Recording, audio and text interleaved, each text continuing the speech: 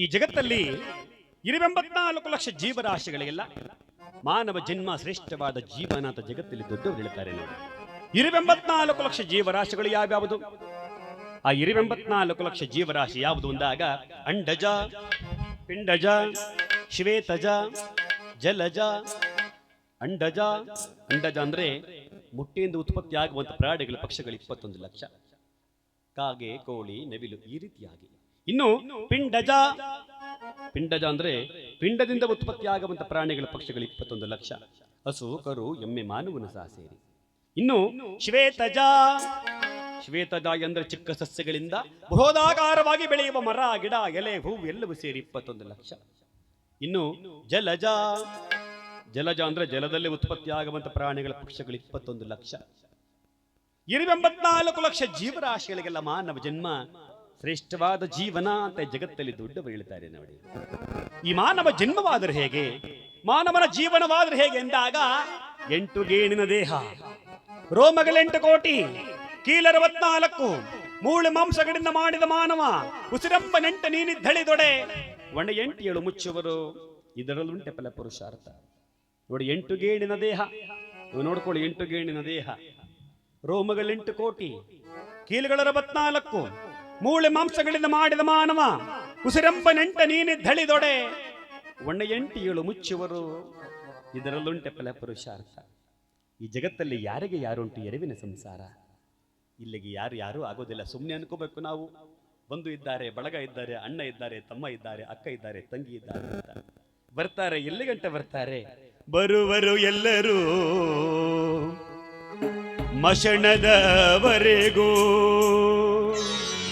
ಅದುವೇ ಕೊನೆಯೆಂದೋ ಮಾನವ. ಬರುವರು ಎಲ್ಲರೂ ಮಶಣದವರೆಗೂ, ಅದುವೇ ಕೊನೆಯೆಂದು ಮಾನವ. ಎಲ್ಲಿ ಗಂಟೆ ಬರ್ತಾರೆ? ಮಣ್ಣು ಮುಚ್ಚೋ ತನಕ ಬರ್ತಾರೆ. ಮುಂದಕ್ಕೆ ಅವನ ಸಂಗಡ ಯಾರೂ ಬರುವುದಿಲ್ಲ ನೋಡಿ. ಆತ್ಮವೋದ ಬಳಿಕ ದೇಹ ಅಗ್ನಿಗೋತ್ರನ ಪಾಲು, ಮೇಲೆ ವಧಿಸಿರುವ ಬಟ್ಟೆ ಸೆಳ್ಳೆವ ರಜಕನ ಪಾಲು, ಮಗನ ಹಾಕುವ ಪಿಂಡ ಹದ್ದು ಕಾಗೆ ನಾಯಿ ನರಿಗಳ ಪಾಲು, ತಾನ ಬಚ್ಚಿಟ್ಟ ದ್ರವ್ಯ ಪರರ ಪಾಲು. ಆತ್ಮಬೋಧ ಬಳಿಕ ದೇಹ ಅಗ್ನಿಗೋತ್ರನ ಪಾಲು. ಯಾವ ಪ್ರಾಣ ಹೊಲ್ಪೋಯ್ತು, ಈಗ ತಾನೇ ಪ್ರಾಣ ಬಿಟ್ಟ ಮತ್ತಿನ್ಯಾಕ್ ಮಾಡಿಕೊಂಡ್ರೆ ಎತ್ತಿ ಬಿಟ್ರಪ್ಪ. ಆತ್ಮಬೋಧ ಬಳಿಕ ದೇಹ ಅಗ್ನಿಗೋತ್ರನ ಪಾಲು, ಮೇಲೆ ವಧಿಸಿದ ಬಟ್ಟೆ ಸೆಳ್ಳೆವ ರಜಕನ ಪಾಲು, ಮಗನು ಹಾಕುವ ಪಿಂಡ ಹದ್ದು ಕಾಗೆ ನಾಯಿ ನರಿಗಳ ಪಾಲು, ತಾನು ಬಚ್ಚಿಟ್ಟ ದ್ರವ್ಯ ಪರರ ಪಾಲು. ನಾವಿದ್ದಾಗ ನೋಡ್ಕೋಬೇಕು, ಸತ್ತಾಗಲ್ಲ. ನಮ್ಮವ್ವನಿಗೆ ಕೋಡ್ಬಳೆ ಬಹಳ ಇಷ್ಟ, ನಮ್ಮವ್ವನಿಗೆ ಒಬ್ಬಿಟ್ಟು ಬಹಳ ಇಷ್ಟ ಅಲ್ಲ. ಇದ್ದಾಗ ನೋಡ್ಕೋಬೇಕು ನಾವು ಚೆನ್ನಾಗಿ. ಈ ಜಗತ್ತಲ್ಲಿ ತಂದೆ ತಾಯಿ ಇರುವರು, ನಮ್ಮ ಕಣ್ಣಿಗೆ ಕಾಣುವ ದೇವರು. ನಮ್ಮ ಬಾಳಲ್ಲಿ ಅವರೇ ಸೂರ್ಯಚಂದ್ರರು ಅಂದಾಗ ನವಮಾಸ ಕಾಲ ಹೆತ್ತು ಮುತ್ತಿಟ್ಟು ತುತ್ತಿಟ್ಟು ಸಾಕಿ ಸಲಿವಿದ ತಾಯಿ ದೈವ, ಮಕ್ಕಳಿಗಾಗಿ ಜೀವನ ಪರ್ಯಂತ ದುಡಿಯುವ ತಂದೆ ದೈವ, ವಿದ್ಯೆ ಹೇಳಿಕೊಟ್ಟಂತ ಗುರುಗಳು ಕೂಡ ದೈವರಾಗ್ತಾರೆ ಜಗತ್ತಲ್ಲಿ ನೋಡಿ. ಇವತ್ತು ತಂದೆ ತಾಯಿ ಕಣ್ಣಲ್ಲಿ ಕಣ್ಣೀರು, ಅಯ್ಯಪ್ಪ ಸ್ವಾಮಿಗೆ ಹೋಗಿ ತಣ್ಣೀರು. ತಂದೆ ತಾಯಿ ಕಣ್ಣಲ್ಲಿ ಕಣ್ಣೀರು ಹಾಕ್ಸ್ಬಿಡೋದು, ಅಯ್ಯಪ್ಪ ಸ್ವಾಮಿಗೆ ಹೋಗೋದು. ಏನು ಮಾಲೆ ಹಾಕೊಂಡು ನವೆಂಬರ್ ತಿಂಗಳು ಬೇರೆ ಒಳ್ಳೆ ಕೊರೆ ಬಿದ್ದು ಬಿಡುತ್ತೆ, ಆ ಟೈಮಲ್ಲಿ ಹೊರಟು ಬಿಡೋದು. ಅಯ್ಯಪ್ಪ ಸ್ವಾಮಿ ಮಾಲೆ ಹಾಕೊಂಡು, ಸ್ವಾಮಿಯೇ ಶರಣಮಯ್ಯಪ್ಪ, ಓಂ ಸ್ವಾಮಿಯೇ ಶರಣಮಯ್ಯಪ್ಪ, ಇನ್ನೊಂದ್ಸಲ ಅಯ್ಯಪ್ಪ ಸ್ವಾಮಿಗೆ ಹೋಗಲ್ಲ ಕಣಪ್ಪ. ಇಲ್ಲ, ಮಾಲೆ ಹಾಕೊಂಡಾಗ ಮಾತ್ರಪ್ಪ ಸ್ವಾಮಿ, ಅವ್ವ ಸ್ವಾಮಿ, ಮಾವ ಸ್ವಾಮಿ, ಬಾಬಾ ಸ್ವಾಮಿ, ಸ್ವಾಮಿ ಸ್ವಾಮಿ ಸ್ವಾಮಿ ಅಂತಾರೆ. ಮಾಲೆ ತೆಗೆದು ಒಂದೆಡೆಗೆ ಹೋಗ್ಬಾರಲ್ಲ ಕೂತ್ಕೊಂಡಿರ್ತಾರೆ ನೋಡಿ. ಜಗತ್ತಲ್ಲಿ ಅದಕ್ಕಾಗಿ ತಂದೆಯನ್ನು ತಾಯಿಯನ್ನು ಚೆನ್ನಾಗಿ ನೋಡ್ಕೋಬೇಕಂತೆ ನಾವು. ಆ ತಂದೆ ತಾಯಿ ಸೇವೆಯನ್ನು ಮಾಡಬೇಕಂತೆ ನೋಡಿ. ತಂದೆ ತಾಯಿ ಇರುವರು ನಮ್ಮ ಕಣ್ಣಿಗೆ ಕಾಣುವ ದೇವರು, ನಮ್ಮ ಬಾಳಲ್ಲಿ ಅವರೇ ಸೂರ್ಯಚಂದ್ರರು ಅಂದ ಮೇಲೆ ಈ ಜಗತ್ತಲ್ಲಿ ಆ ತಾಯಿ ಋಣ ನಮ್ಮ ಕೈ ತೀರ್ಸಕ್ಕಾಗೋದಿಲ್ಲ ಕಣ್ರಿ. ತಂದೆ ಋಣವನ್ನು ತೀರ್ಸಕ್ಕಾಗೋದಿಲ್ಲ ನೋಡಿ. ತಾಯಿ ನವಮಾಸ ಕಾಲ ಗರ್ಭ ಒಡಲಲ್ಲಿ ಹೆತ್ತು ಮುತ್ತಿಟ್ಟು ತುತ್ತಿಟ್ಟು ಸಾಕಿ ಸಲುಬಿದರೆ, ತಂದೆ ಜೀವನ ಪರ್ಯಂತ ಮಕ್ಕಳಿಗಾಗಿ ದುಡಿತಾರೆ, ನನ್ನ ಮಕ್ಕಳು ಚೆನ್ನಾಗಿರ್ಲಿ ಅಂತಾರೆ. ಇಂಥ ತಂದೆ ತಾಯಿಯನ್ನು ಬಿಟ್ಟು ಇವತ್ತೆಲ್ಲ ಕಡೆ ನೋಡಿ ಅನಾಥಾಶ್ರಮ ಜಾಸ್ತಿ ಆಗಿದ್ದಾವೆ. ತಂದೆ ತಾಯಿ ತಗೊಂಡೋಗಿ ಅಲ್ಲಿ ಬಿಟ್ಟು ಬರ್ತಾರೆ, ನಾಯಿ ತಂದು ಮನೇಲಿ ಸಾಕ್ತಾರೆ. ಅದಕ್ಕೆ ಲಿಫ್ಟಿಕ್ ಹಾಕೋದೇನು ಕೇಳಿ, ಪೌಡರ್ ಹಾಕೋದೇನು ಕೇಳಿ, ಶಾಂಪು ಹಾಕೋದೇನು ಕೇಳಿ, ಅದು ಕೂದಲು ಬಾಚೋದೇನು ಕೇಳಿ, ಅದು ಫೋಟೋ ತೆಗೆದು ಇನ್ಸ್ಟಾಗ್ರಾಮಲ್ಲಿ ಫೇಸ್ಬುಕ್ಕಲ್ಲಿ ಹಾಕೋದೇನು ಕೇಳಿ. ಹೀಗಿದ್ದಾಗ ಅದಕ್ಕಾಗಿ ಜಗತ್ತಲ್ಲಿ ಆ ತಂದೆ ತಾಯಿಯವರು ನಮ್ಮ ಕಣ್ಣಿಗೆ ಕಾಣುವ ದೇವರು ಅಂದ ಮೇಲೆ ಈ ದಿನಕಾಲ ಮೃತರಾಗಿರುವಂತಹ ಆ ತಾಯಿ ಮಂಜಮ್ಮನವರ ಆತ್ಮಕ್ಕೆ ಭಗವಂತ ಚಿರಶಾಂತಿಯನ್ನು ಕೊಡಲಿ. ಭಗವತ್ ಪರಾತ್ಮಕ್ಕೆ ಮುಕ್ತಿಯನ್ನು ಕೊಡಲಿ ಅಂತ ಹೇಳಿ 11 ದಿನಕ್ಕೆ ಸರಿಯಾಗಿ ಉತ್ತರ ಕ್ರಿಯಾದಿ ಕಾರ್ಯವನ್ನು ಮಾಡ್ತಾ ಇದ್ದಾರೆ. ನಮ್ಮ ಸನಾತನ ಧರ್ಮದಲ್ಲಿ 11 ದಿನಕ್ಕೆ ಸರಿಯಾಗಿ ಉತ್ತರ ಕ್ರಿಯಾದಿ ಕಾರ್ಯವನ್ನು ಮಾಡ್ತಾರೆ. ಯಾಕೆ ಮಾಡಬೇಕು? 11 ದಿನಕ್ಕೆ ಯಾಕೆ ಮಾಡಬೇಕು? 5 ದಿನಕ್ಕೆ ಮಾಡೋದಾಗೋದಿಲ್ವೋ? 10 ದಿನಕ್ಕೆ ಮಾಡೋದಾಗೋದಿಲ್ವೋ? ಯಾಕ್ರಿ ಮಾಡಬೇಕು? ನಮ್ಮ ತಂದೆ ಇದ್ರು, ಅವ್ರು ತೀರೋದ್ರು 11 ದಿನಕ್ಕೆ ಮಾಡಿದ್ದು.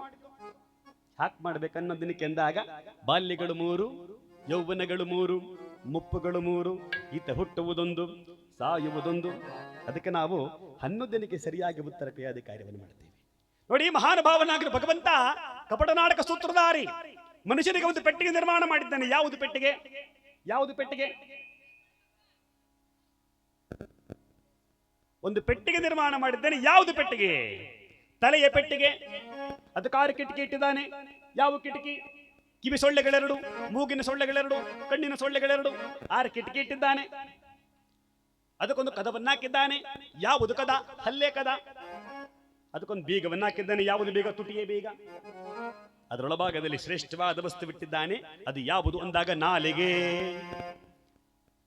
ನರಜನ್ಮವಿರುವಾಗ ನಾಲಿಗೆ ಇರುವಾಗ ಕೃಷ್ಣ ಅನ್ನಬಾರದೆ, ಗೋವಿಂದ ಅನ್ನಬಾರದೆ, ಮಾಧವ ಅನ್ನಬಾರದೆ. ನಾವು ಸುಮ್ಮನೆ ಏನೇನೋ ಲೋಕ ಚಿಂತೆ ಮಾಡೋದು. ಚಿನ್ನ 16,000 ರೂಪಾಯಿ ಆಯ್ತು, 10,000 ಆದ್ರೂ ಸಾಕು, 2 kg ಕಟ್ಟಿ ತಗೊಂಬಿಟ್ಟಿಕೊಂಡ್ಬಿಡ್ತೀನಿ. ಅದಕ್ಕಾಗಿ ಜಗತ್ತಲ್ಲಿ ಚಿಂತೆಯನ್ನು ಬಿಡಬೇಕು. ಇವತ್ತು ತಾಯಿ ಆತ್ಮಕ್ಕೆ ಭಗವಂತ ಚಿರಶಾಂತಿಯನ್ನು ಕೊಡಲಿ.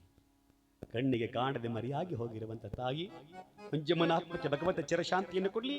ಇಹಲೋಕದಲ್ಲಿ ತಾಯಿ ಆತ್ಮಕ್ಕೆ ಭಗವಂತ ಮುಕ್ತಿಯನ್ನು ಕೊಡ್ಲಿ ಅಂತ ಹೇಳಿ ನಾವು ನೀವೆಲ್ಲರೂ ಸಹ ಸೇರಿ ಈ ರಾತ್ರಿ ವೇಳೆಯಲ್ಲಿ ಹರಿನಾಮ ಸ್ಮರಣೆಯನ್ನು ಮಾಡುತ್ತಾ ಮೃತರಾಗಿರುವಂತ ತಾಯಿ ಆತ್ಮಕ್ಕೆ ಭಗವಂತ ಚಿರಶಾಂತಿಯನ್ನು ಕೊಡ್ಲಿ ಅಂತ ನಾವೆಲ್ಲರೂ ಗೋವಿಂದ ನಾಮ ಸ್ಮರಣೆ ಮಾಡುವ ಮುಖಾಂತರ ಆ ತಾಯಿ ಆತ್ಮಕ್ಕೆ ಚಿರಶಾಂತಿಯನ್ನು ಕೋರೋಣ. ಲಕ್ಷ್ಮೀ ರಮಣ ಗೋವಿಂದ, ಆಂಜನೇಯ ವರದ ಗೋವಿಂದ, ಕಾಲಭೈರವನ ಪಾದವೆಗತಿ ಗೋವಿಂದ, 7 ಕುಂಡಲವಾಡ ವೆಂಕಟರಮಣ ಗೋವಿಂದ, ಅಖಿಲಾಂಡ ಕೋಟಿ ಬ್ರಹ್ಮಾಂಡ ನಾಯಕನ ಪಾದವೆಗತಿ ಗೋವಿಂದ. ಜಯ ನಮ ಪಾರ್ವತಿ ಪದೇ.